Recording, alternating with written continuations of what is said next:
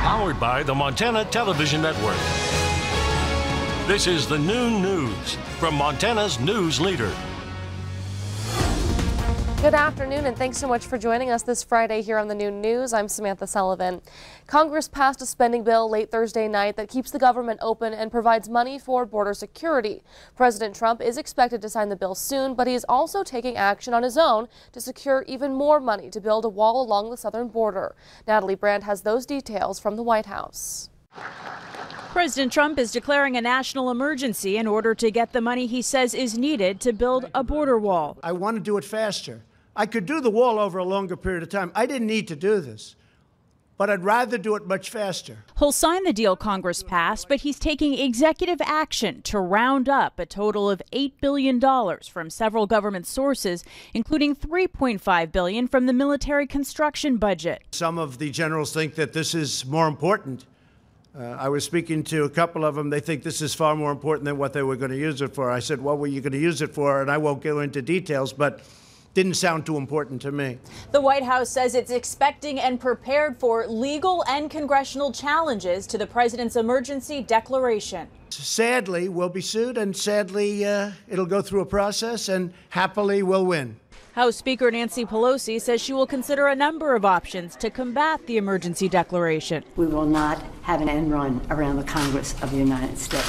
Some Republicans may side with Democrats in opposing the emergency declaration. I do not see the grounds for declaring a national emergency. I think that's dubious from a constitutional perspective. And Florida Senator Marco Rubio issued a statement saying a future president may use the same exact tactic to impose the Green New Deal.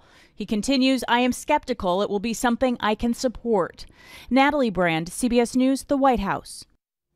Democrats say they are also considering suing the president to stop him from implementing the national emergency.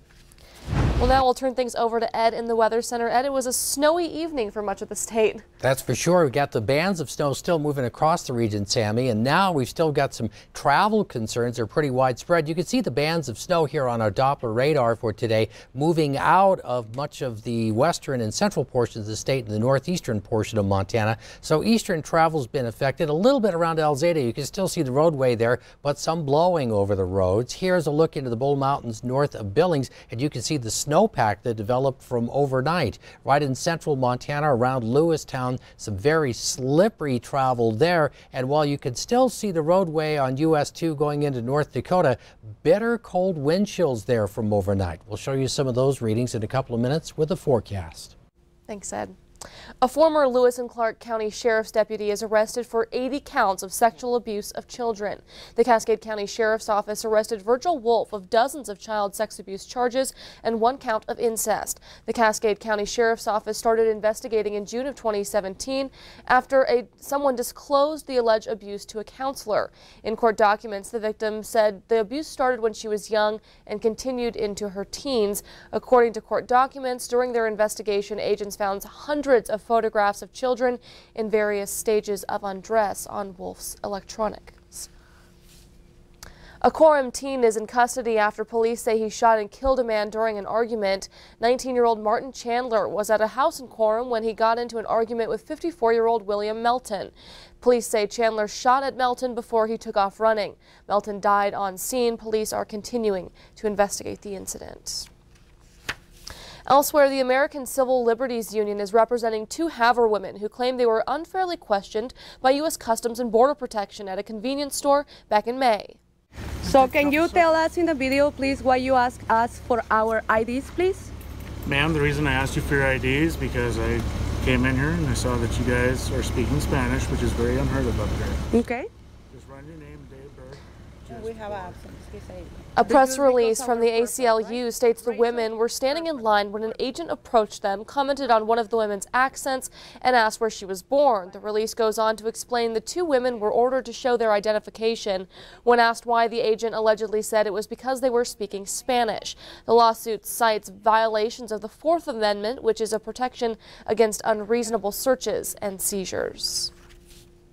And from the state legislature, a state lawmaker from Missoula is asking the legislature to approve a bill to study legalization of marijuana in Montana, saying she expects the issue may be on the ballot just next year. The bill would create an interim committee of state lawmakers to start studying the issue this summer. It would report back to the 2021 legislature. State Senator Diane Sands told the Senate Judiciary Committee she fully expects a voter initiative will be on the ballot in 2020 to legalize the drug. She said policymakers should get ahead of the issue and study what's happened in other states that have legalized marijuana already. Sands says when medical marijuana use took off in Montana a decade ago, state lawmakers had to react in crisis mode, and she wants to avoid that happening again. There are many valid positive arguments for legalization and many valid arguments against legalization. And I don't propose that this interim committee would make any recommendation one way or another on that. But it is simply to prepare for the fact that should it become legal, we in the legislature will have to adopt many kinds of legal laws that will have to implement that. Medical marijuana in the state of Montana has been enacted through voter initiatives. Well, coming up here on the Noon News, in the final part of our special series on Montana's drug superhighway, Andrea introduces us to a woman who lost years of her life to meth addiction. But first, Ed's back with a look towards a wintry weekend here in the state. We'll be right back.